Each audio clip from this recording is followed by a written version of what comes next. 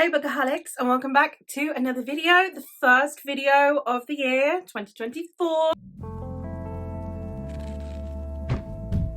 I thought I would do a combination of my goals video for 2024 and also wrapping up 2023. If you are only interested in one half of that, I will leave timestamps down below. This is me processing that it's a whole new year. So I thought first I'd go through all of the things that I would like to change, some things that I would like to focus on this year, etc. And then, as I said, we'll go through some of the statistics for last year. I'm not particularly goal orientated when it comes to number of books. I'm pretty happy with the amount of books that I read. I understand that my reading is subject to circumstance. It will depend on how busy that month is. I'm a mum of 4 kids, so sometimes there's a lot going on. I, up until recently, was working full time as well. So another thing that, it depends on how busy I am at work, the mental capacity that I would have to read. So I understand that reading is a hobby and it is something that is subject to change based on other things in my life that are not in my control and that will need to take precedence. So numbers wise, it's never been a big focus of mine. I do like to set a Goodreads goal. I've set it to 100. I set it to 100 last year, and then when I was nearing that, about just over halfway through the year, I upped it to 150. I did also accomplish that. So I'm doing the same again this year. I'm setting it to 100 with the understanding that I can up the ante at any point in the year if I want to. So I'm going to go through my goals. So as I said, the first goal is the Goodreads goal, which is the 100 books. It's the one that everyone wants to know. Again, not one that is particularly important to me. If I don't reach it, it's fine. If I surpass it, it's fine. It's not a big deal. It's nice to see the year challenge thing, see how well you're doing. So 100 books. This year I am going to be using my jars as the predominant way to choose my TBR. I have got some set series that I would like to read on certain months. So I have some set series for February. I like to do February. There are 3 different readathons that I like to participate in that month. So I do a series per week. It's probably my most ambitious month that I have planned, but it is, I read a series for Polathon, a series for Faro Feb, and I read a series for Blackathon. So there are 3 series in that month. The rest of the year I have planned for only 1 series instead of multiple series because I would like some room to mood read. I would also like to try and get my TBR down, which we'll get into in a minute. So at the moment we're focusing less on the series. So the planned months are February. I also have a scheduled series for May, June, September, and October. So the rest of the months I'm picking from the jars. For readathons like the Magical Readathon, which is the one I most take part in, I might just try and pick books to fit prompts as opposed to picking from the jars. I don't know yet. It will depend on what the prompts look like. If they look like they're quite complicated to fulfill versus ones such as that won't be a problem, I can choose from the jars. It will depend.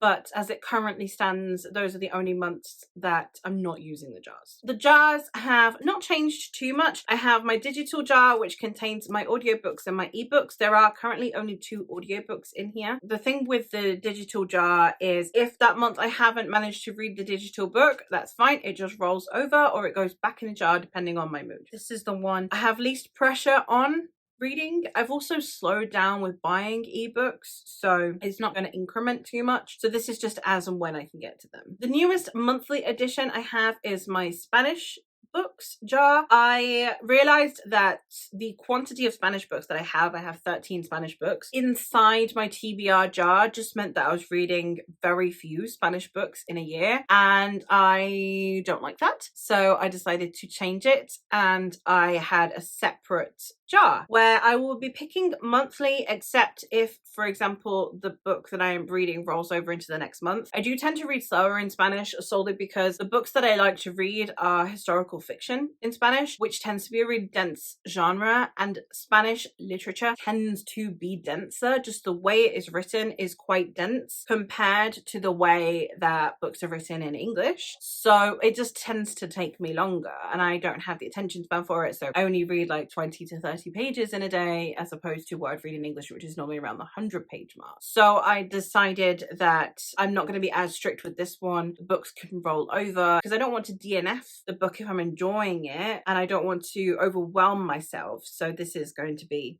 my happy medium of monthly, unless one's rolling over. The biggest jar that I have is my TBR jar. This is all of the books that are either standalones, first books in a series that I want to try that I'm not interested in binge reading, series that I own that I'm not interested in binge reading. A lot of these are genres that are out of my comfort zone, or they are authors I have heard mixed reviews on if they are in genres that I'm interested in, and it's just kind of my more miscellaneous jar, and it's just everything else. And I'm picking one from here as it stands, but that is subject to change. I'm going to see how the months treat me. I have here my series jar, which, as I said, I'm only going to be pulling one series from each month. Now, if, for example, I pull out a duology and I finish it in the first couple of weeks of the month and I have the other half of the month where I have lots of time to read, I can pull another series from here, or I can mood read a series. That's entirely subject to how I'm feeling in that moment. I'm giving myself room to mood read. I'm not much of a mood reader, so I don't know if that would happen. It would be more likely I would pick another series from here. As it currently stands, one series comes out and the other is a possibility. I have two new jars that are only going to come up one month of the year each. I have my Halloween or October reading jar in here. I have horror,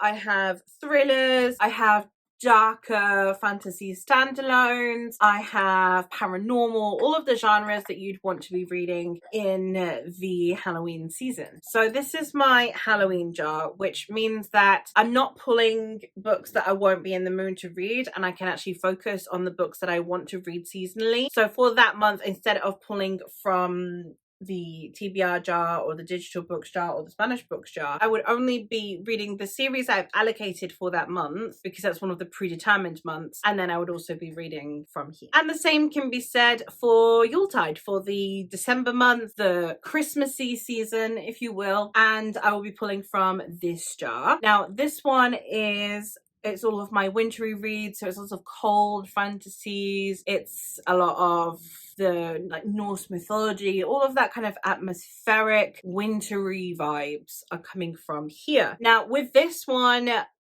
I don't at the minute have an allocated series for December, but I might make that a thing, make it a fixed series so that again it fits the vibes, and then the rest I would be pulling from here. The rest of the TBR would be coming from this jar. Those are how the jars are looking. I have seasonal ones now, and it allows for me to still have the spontaneity, the randomness that comes with the jars, but it's still fitting the genres that I want it to, and also then those books not coming up the rest of the year and then depleting the amount that I could read when I'm in the mood for those kinds of books. Now, I have been considering, but it hasn't materialized yet, but I have been considering doing a rereads jar where every now and then I can pull out a series that I can reread over the course of several months. This has actually come about because I am deciding to do a Cosmere read along. I'm not doing it with anyone. I know that there are millions of readathons for the Cosmere that comes out every single year. It gets rotated.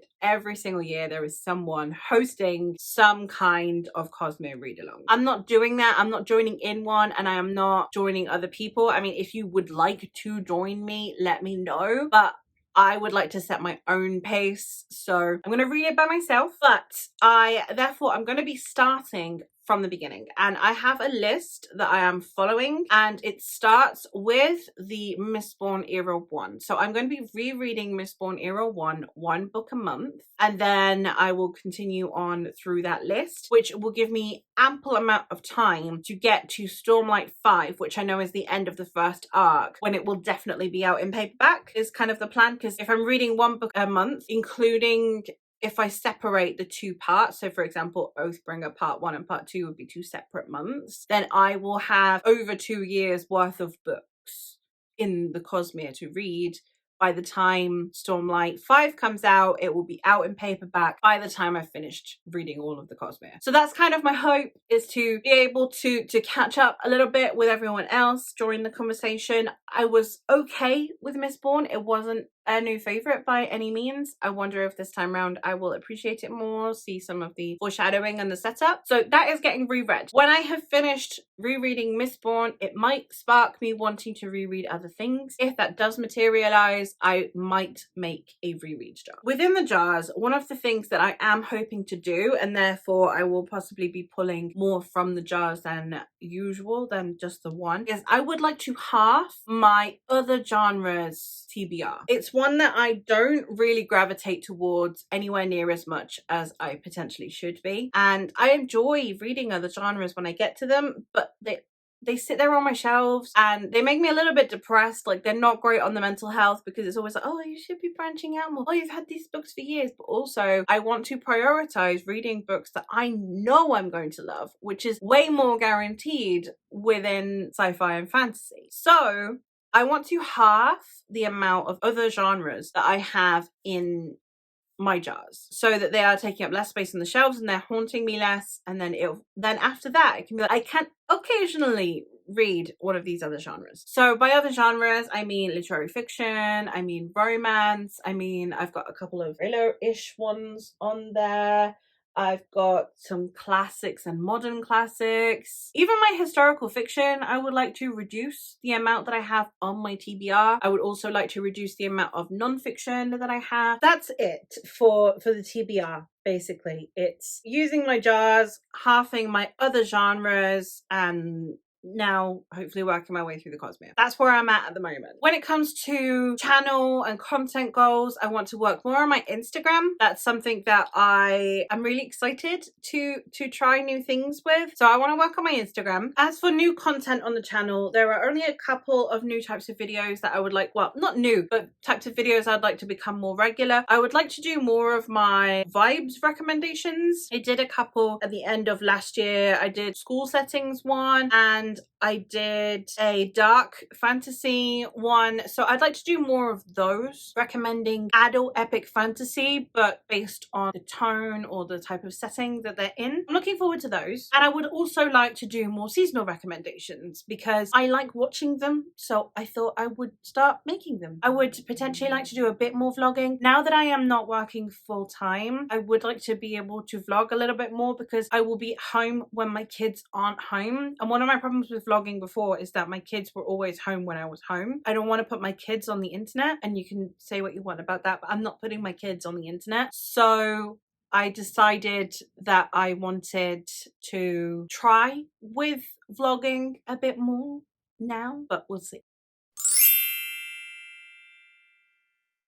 Now I'm going to get into my wrap up for 2023. I want to talk through my core pile statistics that I've got and just some general thoughts on them, really, if it's something that I would like to do better with or not. But again, I'm not a big numbers person. This is going to be interesting to see if I feel particularly strongly about any of these statistics, but let's have a look. So I read, according to Core Pile, I read 195 books. On my Goodreads, it's 190 because I read a couple of bind-ups that I listed as the bind-up format on Goodreads, but that on Core Pile I listed individually so I could get a more accurate rating. According to Goodreads, I read 190. According to Core Pile, I read 195. If you include the DNFs, there's 199. So I DNF'd 4 books, which I don't think is too bad. I'd like to get better at DNFing, I'm not gonna lie. But I don't think that's too bad for me because as someone who used to never DNF, 4 is good. My best reading month,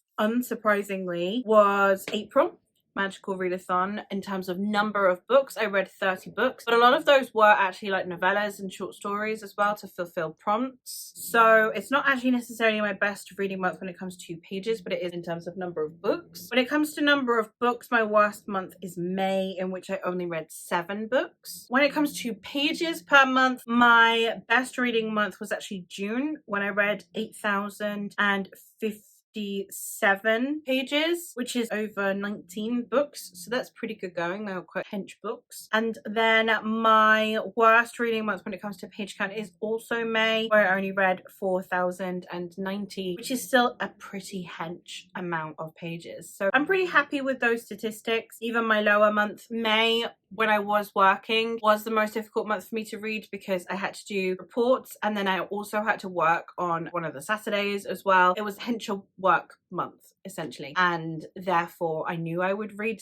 less. It's also my birthday week, so I lose another weekend there where I'm doing like stuff for my birthday and stuff as well. So I'm pretty happy with those, and it all pans out quite well as well. I understand why a month would be better or worse, and I also understand that that's okay. When it comes to languages read in, 97.5% of my reading was in English and 2.5% of my reading was in Spanish, which basically means that I read 194 books in English and 5 books in Spanish. As to my reading methods, most of my reading is physical reading with 70.9%. 26.6% of my reading was ebooks, and 2.5% of my reading was audiobooks. I have literally one reread in the entire year, and that was a novella as well. It was a Patrick Ness novella that I read for Magical Readathon, and that was it. So I need to improve on the rereading, so the rereading jar might genuinely become a possibility. Then series to standalone ratio is quite good. I read 70 standalones and 129 series books, which makes sense because of the amount of series that I was reading. Obviously, then you're also reading the sequels, which will also be listed as series. So yep, that pans out. That makes sense. Then breaking down the series, I started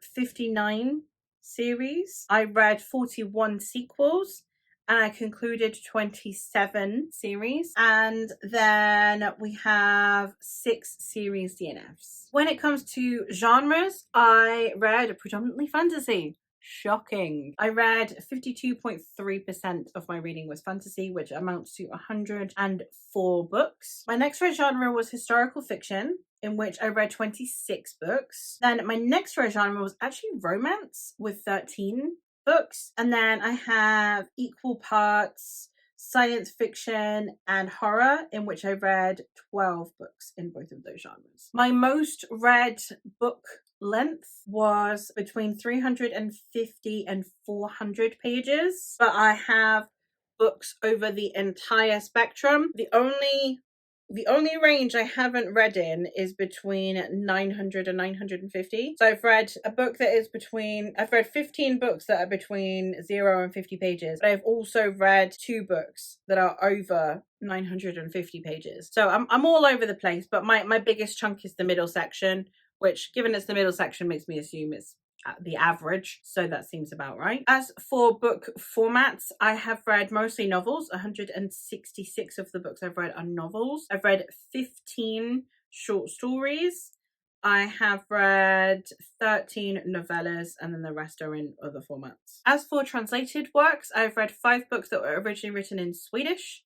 I've read 1 book that was originally written in Spanish, 1 book that was originally written in Japanese, and 1 book that was originally written in Portuguese. Majority of the books that I've read are books that I have owned, so that's 186 of the books.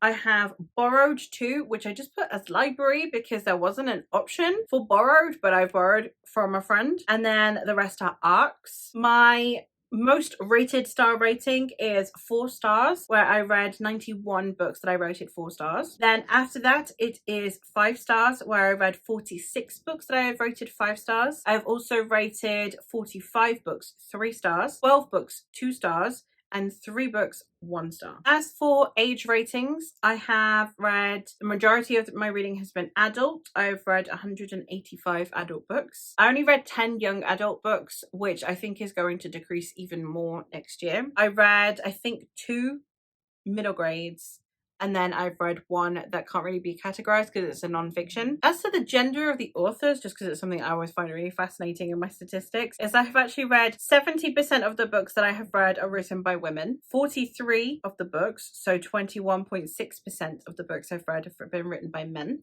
5.5% of the books that I've read have been by a non-binary author, so 11 books. And then I have 5 books that are written by multiple authors. As for the authors, whether they are new or returning authors, apparently it's a really even split, because I have read 101 books from authors I have read before and 98 books from authors that this is the first time I've read their book, which, given the amount of series I read, So there's an awful lot about me trying new authors this year, which I'm pretty happy with. And then finally, we'll just go into the authors that I have read the most. And I have a 3-way tie for author that I have read the most. I have read 6 books by K.S. Veloso, Philippa Gregory, and Marie Brennan. And then after that, I have read 4 books by Frederick Backman, Nnedi Okorafor, Julian Munich, and Nora Roberts. Those are all of my statistics that I have. I am going to be doing some series videos talking about the series that I've read. I will probably be ranking from worst to best the series that I've read. I also have a top either 10 or 5, I think it's a top 10 standalones video coming out as well. So if you want more information on just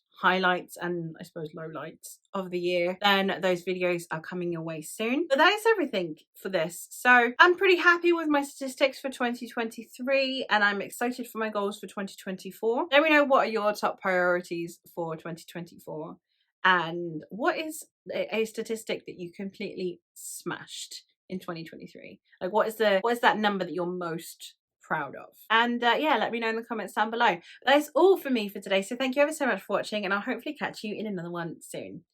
Bye guys.